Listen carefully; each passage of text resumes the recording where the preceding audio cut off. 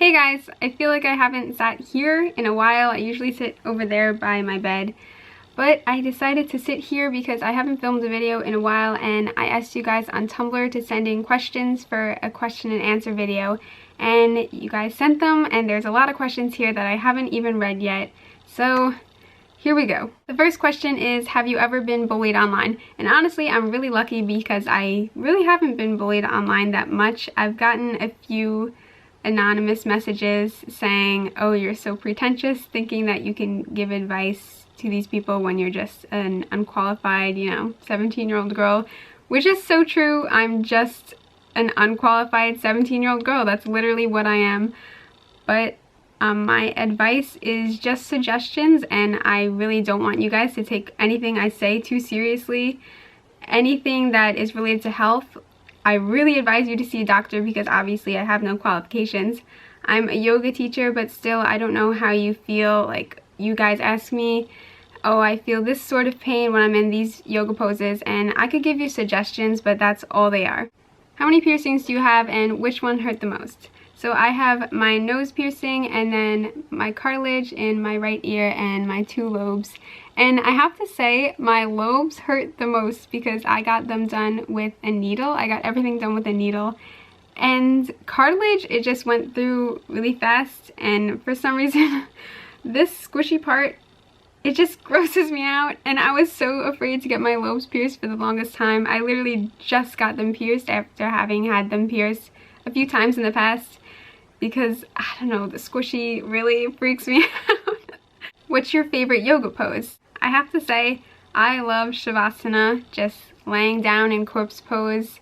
It's just so relaxing, and even if I have a not so good yoga practice, if I just lay down Shavasana for 5 to 10 minutes, it just feels so good, and that is the best yoga to me, just restoring myself and resting. What's your favorite vegan/yoga book? I don't really know if this constitutes as a vegan/yoga book, but my favorite philosophy book is definitely The 5 Agreements. It is an amazing philosophy. I love it so much, and when I was going through a hard time, me and my mom both read it, and it was just really eye-opening, and I always look back to that book.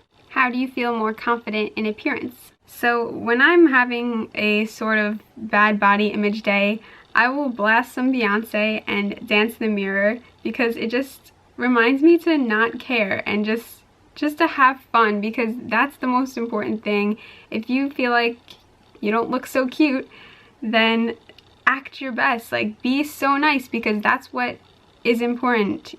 Genuine people will not judge you on your appearance. If you come up to them with a warm smile and an inviting conversation, they're not going to be like, well, she's nice, but that outfit really isn't looking so great today, so she's not a great person. No one's going to think that, and it really doesn't matter what any other person thinks anyway, but you'll feel good if you just act good and be nice and be grateful for the world you live in, because it's so beautiful. So just not caring, really.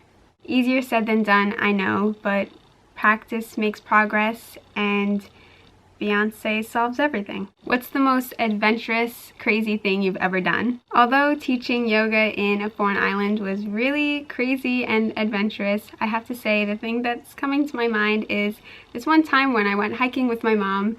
We never go on the trail. I always insist that we go off the trail and exploring the woods, so that's what we did, and it was a huge mistake because we ended up getting lost for hours. I expected to go up and then go down, but we kept going up and down and up and down and up and down, and we were literally vertical climbing at a lot of points in the hike, and it was really tiring, and I just thought I would never see flat ground again. Every time we went down, the rocks would just like crumble beneath us, and I was slipping and like holding, like grabbing onto anything I could, just sliding from tree to tree. It was so scary. There was absolutely no one around. And when we did finally pass someone, I was like, oh my gosh, where are we? Where's the bottom? They're like, oh, just like 2 miles. Well, 5 miles later, we still didn't find the bottom, and I thought we were just gonna have to sleep there. And then finally, we saw the bottom. I kissed the ground because I was just so excited to see the ground and so relieved. I took off my feet, and I had blisters I took off my feet. I took off my shoes and I had blisters all over my feet. But we had no idea where we were. So we ended up hitchhiking, and it took about 8 miles to find the car. We had no idea where we were, so we were just driving, and finally I was like, oh, that looks familiar. And it turns out we walked like half a marathon, not even walked, climbed and slid, and it was pretty adventurous.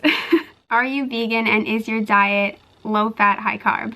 I am vegan. I've been vegan for over 1.5 years, and I wouldn't distinctly say that I'm low fat, high carb, although I do tend to eat that way just because that is what feels best with my body, but that could change every day. I don't really think it's necessary to label what kind of vegan diet I am, because I just decided to eat intuitively, and as of right now, and probably for the past 1.5 years, I have been eating mainly low fat and mainly high carb. What got you into yoga, and how long did it take to get to the point where you are now, flexibility wise? I first became attracted to yoga when I was suffering with my eating disorder, and just the idea of the lifestyle behind yoga really attracted me because it promoted being at peace with your body and just living a healthy lifestyle, because I had no idea what health was anymore. Like, the idea of being at peace with your body was so foreign to me.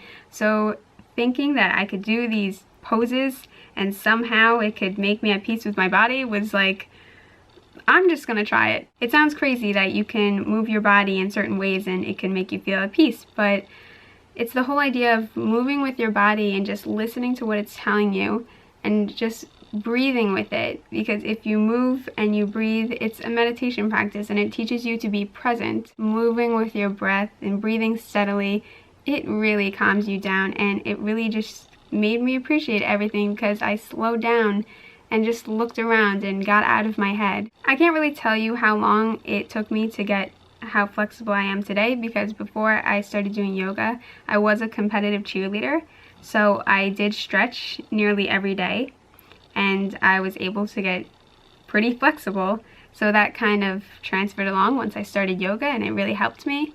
But doing yoga is not about being flexible. You don't do yoga because you're flexible, you are flexible because you do yoga. Please talk about the difficulties of recovering.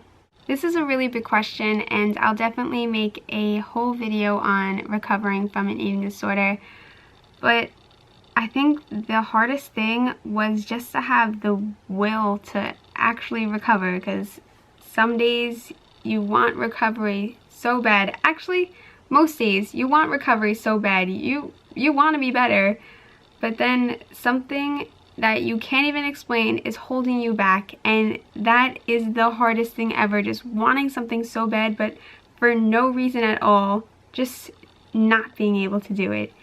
And being afraid of something so silly as eating, because people eat every day and it's nothing you can avoid. Imagine having your biggest fear and having to face it every single day. That was probably the hardest thing, and a huge thing that impacted me was one person told me that it only takes 5 seconds of complete courage to just take that one bite, and that's really all it takes. And every time I ate, I just thought, 5 seconds of courage, that's all it takes. 5 seconds and it'll be over. And every time I'm scared now, I always think about that. Just 5 seconds, it'll be over.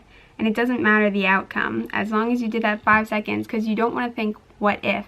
Let's say you're thinking of acting on a behavior.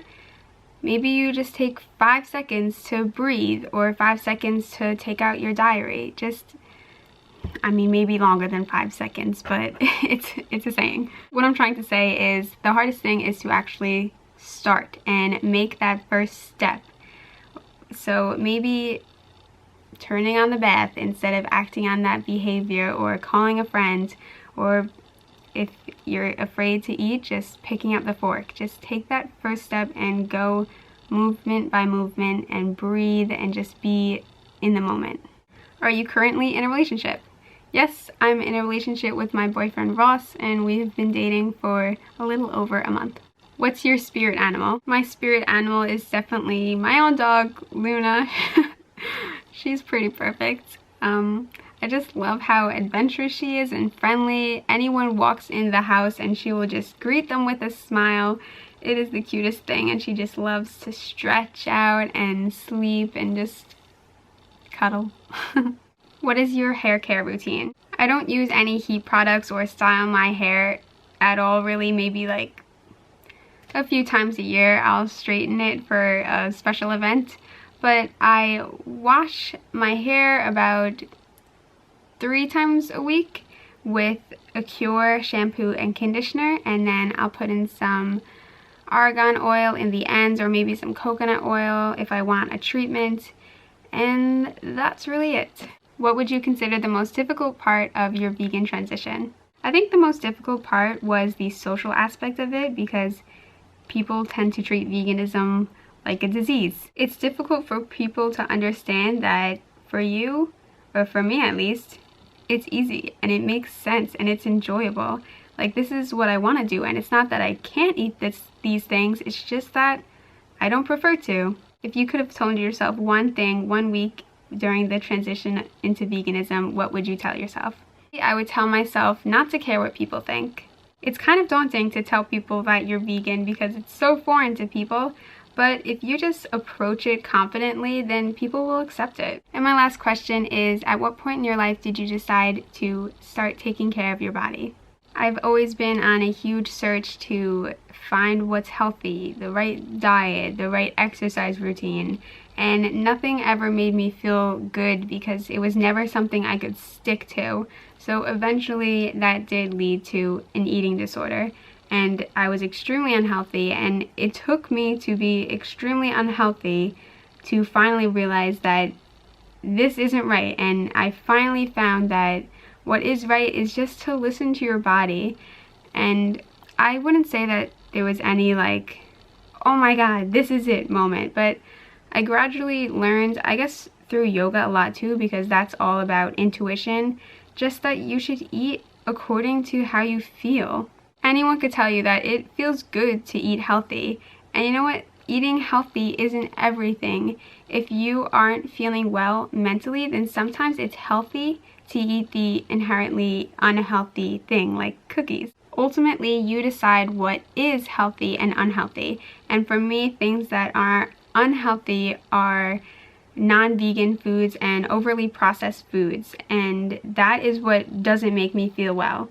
But for other people, it could be different, and what is healthy for me are things that grow from the earth and are unprocessed, because I just feel amazing when I eat those things. It wasn't easy, and after years and years of rejecting what my body was telling me, it took a while to actually eat intuitively. But through yoga and just mindfulness, meditation, and just treating myself well, I finally learned what my body was telling me and really what my voice sounded like. Thank you guys so much for sending in your questions. I hope you're having an awesome day. Bye!